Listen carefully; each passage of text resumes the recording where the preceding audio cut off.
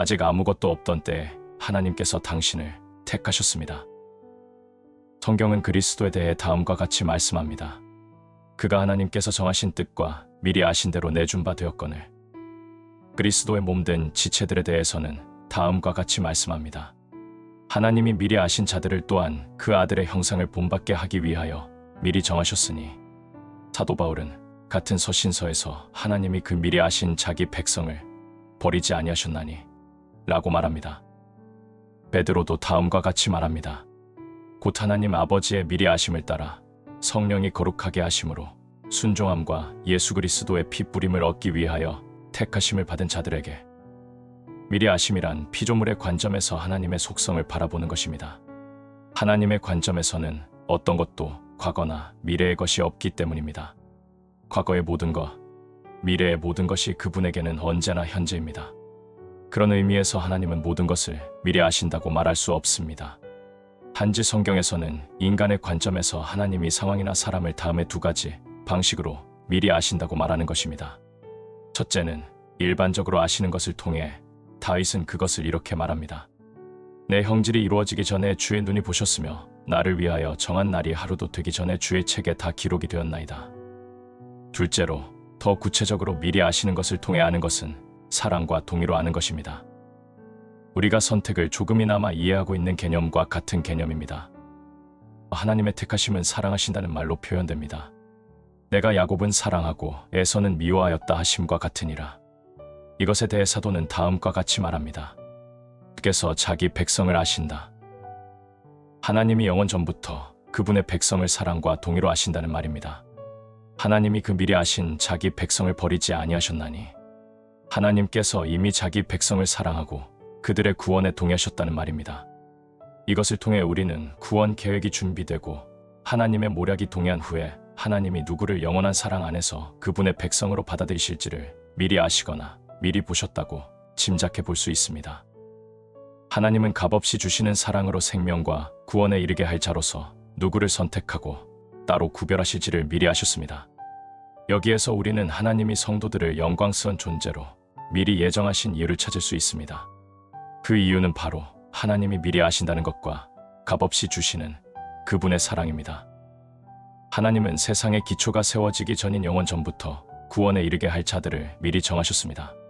그리고 오직 그분의 선한 기쁨과 값없이 주시는 사랑 외에는 어떤 것도 그분의 마음을 움직일 수가 없습니다. 그것이 바로 본질의 순서상 우리가 말하는 예정하심의 원인입니다. 하나님이 미리 아신 자들을 또한 그 아들의 형상을 본받게 하기 위하여 미리 정하셨으니, 먼저 하나님은 미리 아셨고 그 다음에 예정하셨습니다. 먼저 하나님은 사랑하셨고 그 다음에 선택하셨습니다. 먼저 하나님은 그들을 영원하신 사랑의 품 안에 자신의 소유로 받아들이고 안으셨습니다. 그 다음은 값없이 주시는 사랑으로 그들을 생명과 구원을 받을 자로 따로 구별하셨습니다. 그래서 사도는 그것을 은혜로 택하심이라고 부릅니다. 그것은 우리의 택하심이 하나님의 사랑이라는 자궁에서 나온 것임을 보여줍니다. 값없이 주시는 사랑, 값없이 주시는 은혜가 바로 우리가 선택을 받은 이유인 것입니다. 어떤 이들은 이 일을 제기하며 하나님의 미리 아심을 따라 우리가 예정하심을 입고 택하심을 받는다고 주장합니다. 우리가 믿고 회개하고 끝까지 견딜 것을 하나님이 미리 아시기 때문에 그것에 따라서 하나님이 우리를 선택하신다고 말하는 것입니다. 그러나 그것이 바울이 말하는 미리 아심이라면 왜 바울이 이렇게 말하겠습니까? 하나님이 미리 아신 자들을 또한 그 아들의 형상을 본받게 하기 위하여 미리 정하셨으니, 만일 그들이 먼저 주님을 본받을 것을 미리 알고 계셨다면 하나님이 왜 그들이 본받게 하기 위해 미리 정하셨겠습니까? 결코 그렇지 않습니다. 우리가 믿을 것을 하나님이 미리 보시고 선택하셨다는 이러한 주장은 하나님을 그분 자신에게서 벗어나게 만들고 맙니다.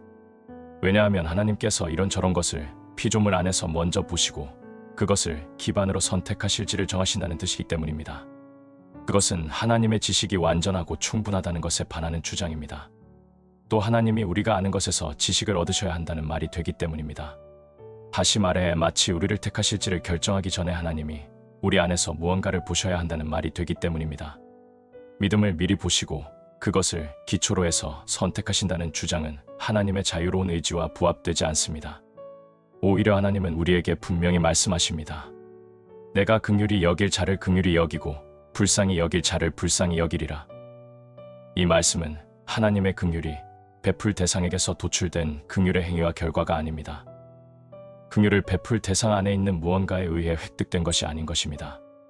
오히려 긍휼을 품고 있는 분, 긍휼의 주체가 긍휼 베푸시기를 기뻐하시기 때문에 이루어진 일입니다. 이런 관점에서 긍휼과 은혜는 결코 다르지 않습니다. 하나님께서 우리가 믿음 가질 것을 미리 보시고 그것을 기초로 해서 택하신다는 주장은 우리가 믿기 때문에 영원한 생명을 소유하도록 결정된다는 말과 전혀 다른 뜻이 됩니다. 우리의 믿음이나 회개가 하나님으로 하여금 택하시게 하는 원인, 조건 혹은 동기로 볼 수 없습니다. 인간이 믿음과 경건함으로 경주를 달려 천국의 문에 도달할 때까지 우리를 이끄는 것은 오직 우리를 향하신 하나님의 열심뿐입니다. 영원 전부터 인간의 구원에 대해 하나님께서 갖고 계신 목적에 대해 성경은 우리가 알거니와 하나님을 사랑하는 자, 곧 그의 뜻대로 부르심을 입은 자들에게는 모든 것이 합력하여 선을 이루느니라 라고 했습니다. 하나님께서 우리를 구원하사 거룩하신 소명으로 부르심은 우리의 행위대로 하심이 아니오 오직 하나님의 뜻과 영원 전부터 그리스도 예수 안에서 우리에게 주신 은혜대로 하심입니다. 이 모든 말씀은 같은 진리를 담고 있습니다. 바로 영원 전부터 하나님께서 스스로 안에서 인간을 생명과 구원으로 인도해 올 것을 목적으로 삼으셨다는 것입니다. 이 하나님의 목적이 본질의 순서상 예정보다 앞서는 것입니다. 따라서 성경은 모든 것을 그 자신이 의도한 대로 행하시는 이의 목적을 따라 우리가 예정되었다고 말씀하는 것입니다. 하나님의 목적은 불변합니다. 하나님은 자신의 목적을 변경하시지 않습니다. 사도 바울은 자신을 예로 들어 하나님의 불변하심에 대해 항변합니다. 이렇게 계획할 때에 어찌 경솔히하였으리요. 혹 계획하기를 육체를 따라 계획하여 예하면서 아니라 하는 일이 내게 있겠느냐. 바울도 자신의 목적을 쉽게 변경하지 않는데 하물며 하나님이 그분의 목적을 변경하시겠습니까? 마치 영원함 속에서 하나님께서 다음과 같이 말씀하시는 음성이 내 귓가에 들려오는 것만 같습니다. 비록 모든 인류가 죄로 말미암아 타락했지만 나는 인류의 남은 자들을 구원하는 것을 목적으로 삼았다. 내 지혜는 그들을 선택해 구별할 방법을 찾아냈다. 내가 구원할 것을 목적으로 삼은 자들이 매우 불안정한 곳에 서 있기는 하지만 나는 어제나 오늘이나 영원토록 동일하니라. 나는 백성들을 향해 세운 목적을 변경하려는 수많은 실패와 분노를 미리 본다. 나는 그들이 매일 내 공의를 불러일으키려고 시도하는 것을 미리 본다. 그들의 내면에 있는 수많은 탐욕도 그들의 밖에 있는 수많은 적도 미리 본다. 또한 내가 그들에게 줄 것으로 그들이 날 때부터 갖고 태어나는 은혜를 미리 본다. 그 은혜는 그들의 조상 아담처럼 그의 모든 후손 안에서도 변하기 쉽다. 만일 내가 그들을 스스로의 생각과 계획대로 내버려 둔다면 그들은 매일 나를 떠날 수밖에 없다.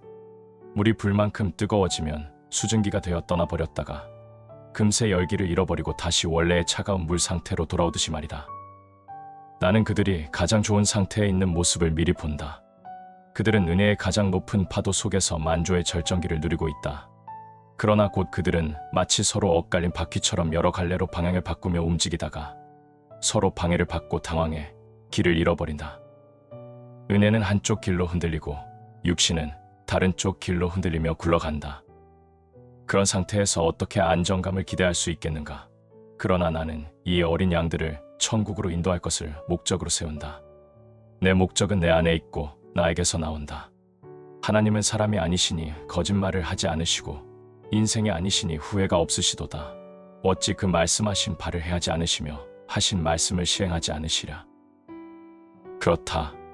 내 목적은 견고히 서야 한다. 그리고 이 목적을 위해 내 아들을 내 백성과 나 사이에 세울 것이다. 그들이 죄를 지으면 나는 내 아들을 볼 것이다. 그것을 통해 나는 야곱의 허물을 보지 아니하며 이스라엘의 반역을 보지 않을 것이다. 그렇게 나는 하나님께서 영원함 속에서 스스로 말씀하시고 선포하시며 목적을 세우시는 것을 상상해 보았습니다. 그리고 분명히 하나님의 목적은 다음의 말씀 위에 서 있음을 다시 한번 확신합니다. 하나님의 은사와 부르심에는 후회하심이 없느니라. 아멘.